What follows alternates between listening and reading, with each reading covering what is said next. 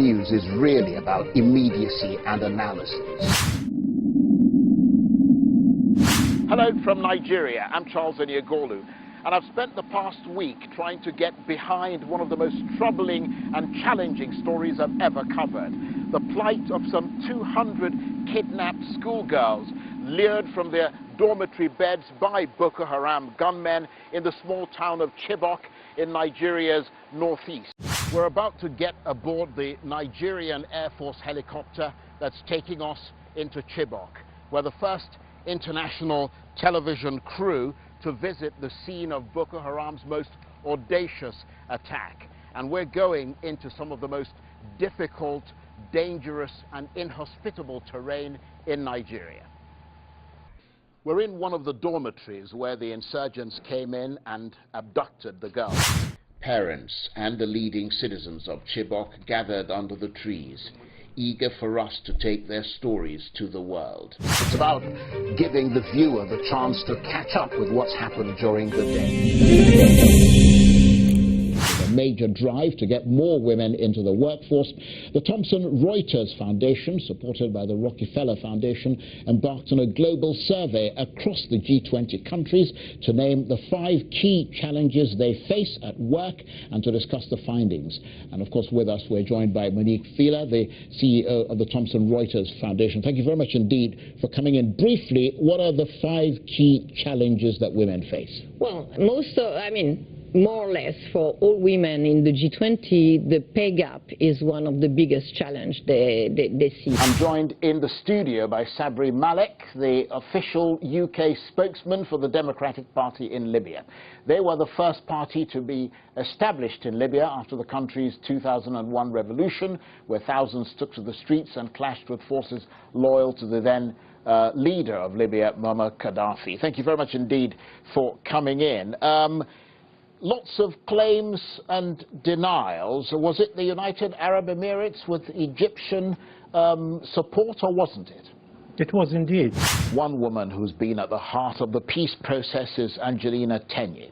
She's also been at the heart of the political struggle at the very beginning of the dispute. She's married to the former Vice President and rebel leader Riek Machar. And she joins me now in the studio talking exclusively to Africa Wrap. Thank you very much indeed for coming in. Just remind us briefly of how this conflict began in South Sudan.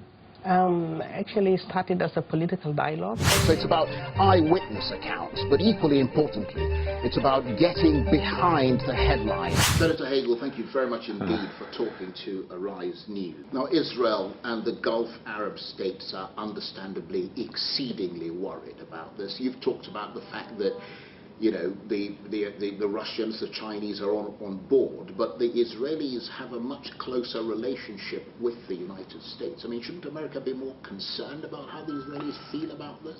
I think the United States is very concerned with how the Israelis feel about this. We have a difference here. It's not the first difference in policy that we've had with Israel. Well, this is a fundamental problem. It's about, I mean, security of that region. I mean, this could lead to an arms race. Saudi Arabia wanting to acquire its own nuclear weapons. I mean, there's genuine concern. Well, that's right. That's not new. Of course there's a concern. That's why we have put the effort in this. It's taken years and years and years to come to this agreement. Mr. Gates, thank you very much indeed for talking to Arise News. What's your assessment? I mean, you were former head of CIA, for example. You obviously had your finger on the button of intelligence around the world. America's enemies, America's friends. Do you think the Israelis should be genuinely concerned about this deal that's being signed with Iran over its nuclear capabilities? Well, I think that Israel and our other friends in the Middle East are concerned and have a right to be concerned about Iran's intentions and Iran's capabilities. Let's talk about Syria and what's happening there. There's been a lot of talk that the United States policy should change, that it should not be there to try to get rid of Bashar al-Assad, because if you get rid of Bashar al-Assad, you're not quite sure what's going to happen next. I mean, we've seen Islamic State all over that country, and it could get really bad. What is your assessment of whether or not American policy should change towards the removal of Bashar al-Assad? Well, first of all, in a way, American policy doesn't matter. The question is what can be accomplished. Our coverage is from where the heart of the story is, and it spans the globe, covering a world that is on the cusp of momentous change. As the great holiday jostle continues here in Abuja, with its endless petrol queues, economic hardship, and the ever-present threat of a terror attack, the people are increasingly skittish, the sense of tension and dread infecting the Christmas spirit here. Charles Aniagolu, Arise News, Abuja, Nigeria.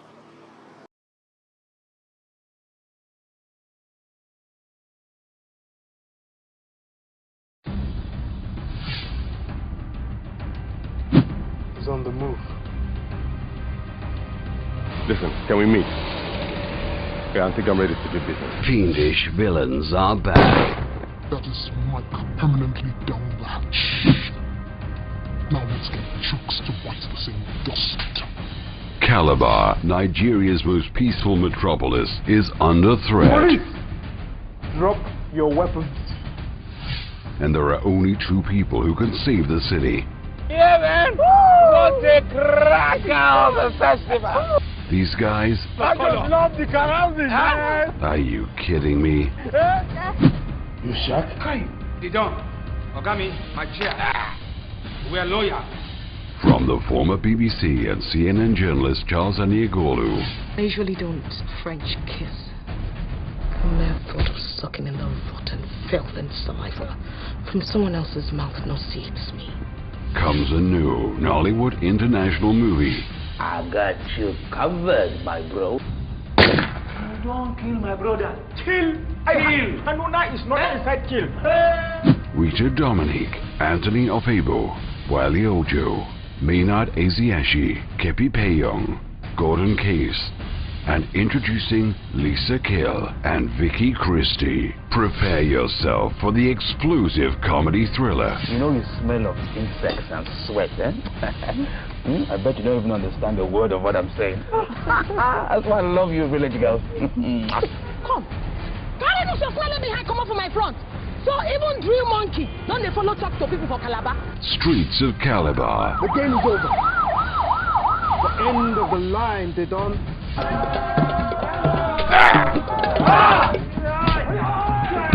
Written and produced by Charles Aniagolu. You know, I saw hell in that London. As an illegal alien, I had no paper. Directed by Charles Aniagolu and Frank McCauley. Remember that guy I mentioned, Teddy, from the boat club?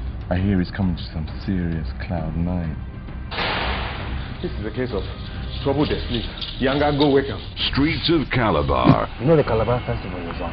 There's a whole slew of groups jamming at the stadium every night for the next 32 days.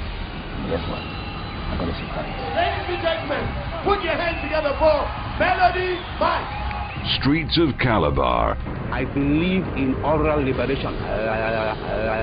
You want triumph? We need to check them out. Make sure they're for real. Streets of Calabar, coming soon.